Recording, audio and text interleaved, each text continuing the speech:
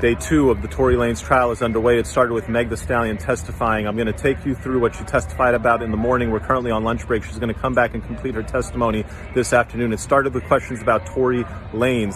She testified that she knew him only for a short time leading up to this incident. They were friends. She was asked, were you intimate? She said yes. She was asked, were you exclusive? She said quite happily no. Then they asked her about her relationship with Kelsey. She said that she's known Kelsey since freshman year of college. How do you know her? How would you describe the relationship? I found her answer very interesting. She said, I quote, we did everything together. They asked her, hey, how do you feel about being here today? She was struggling through the testimony. I was a little surprised at her answer. She said, I don't feel good. I can't believe I have to come do this.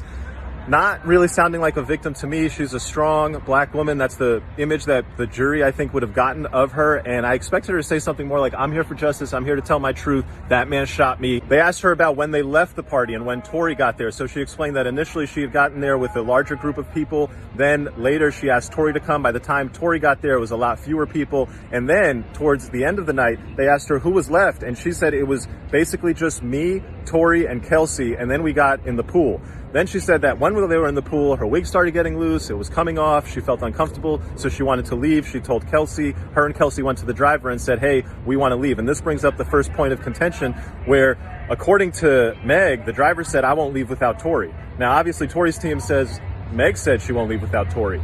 And then the person actually, the defense attorney asked, well, why didn't Tory want to leave? And everybody was waiting for the answer to that question because that's the whole Kylie Jenner angle. Unfortunately, defense objected. The judge said sustained. She didn't answer the question, why didn't Tory leave? The whole situation in the car. She testified that, hey, look, we all got in the car.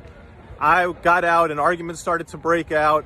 Basically, Tory started the argument. I was shocked when she dropped and admitted that this argument started with Tory saying to Meg, hey, why are you snaking your friend like this? And basically revealing that he had hooked up with both of them, that they had been cheated on by him.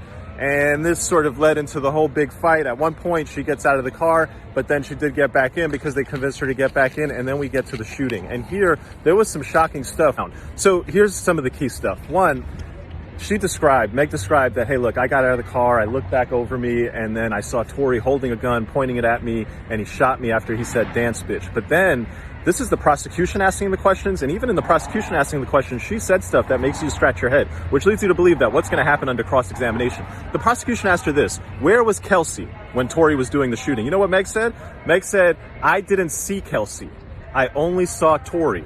Question, was she in your field of vision? Because I mean, she's right there. Where was she? If you can't answer that question, that doesn't seem like it adds up, especially not in a case where the theory from the other side is that there was a struggle and that Kelsey was the one who let off the gun. If the victim can't tell you where Kelsey is, that seems highly problematic to me. The other parts of the testimony that were a little bit confusing is they asked her, where was Tory? Was he standing on the car? Was he standing on the ground? And she said, well, he was shooting up over the window, but I don't know if he was standing on something. And they asked her, how tall is he? She said, I think he's like 5'3" or 5'4". He's taller than that, but that's not tall enough to shoot over the window of an Escalade while standing on the ground. And then they asked her, hey, was he on the passenger door, or was he on the front door or the back door? That's what she said. He's on the passenger side. And they were like, all right, well, was it the front door or the back door? She said, I don't. The other part of her testimony that I found a little confusing, it didn't mesh with what the prosecutor said in his opening. The prosecutor said in his opening that Kelsey went to where Meg was, and that after Kelsey went to where Meg was, after Meg had been shot, that Tory was approaching them. Meg's testimony today was different. Meg's testimony was not that she got shot, she went away, and then Kelsey went to where she was, and then Tory came at the two of them. No, Meg's testimony is she got shot, she went away, and then she saw Kelsey and Tory both coming to them. Again, does not add up.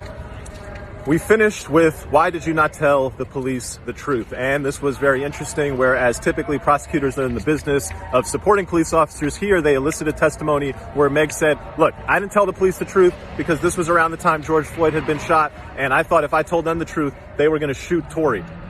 I didn't feel safe with the police. And I thought this was kind of weird, but she said it. She said, I'm a member of the black community, and in my community, we don't cooperate.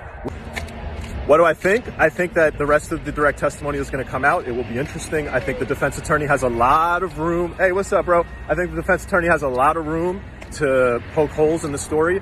And I think the rest of the witnesses are going to say things that the defense attorney is going to have to show that it doesn't all add up. That if Kelsey was right there, how is Meg Thee Stallion going and telling you that when I turned around and I saw Tory shot me, I have no idea where Kelsey was?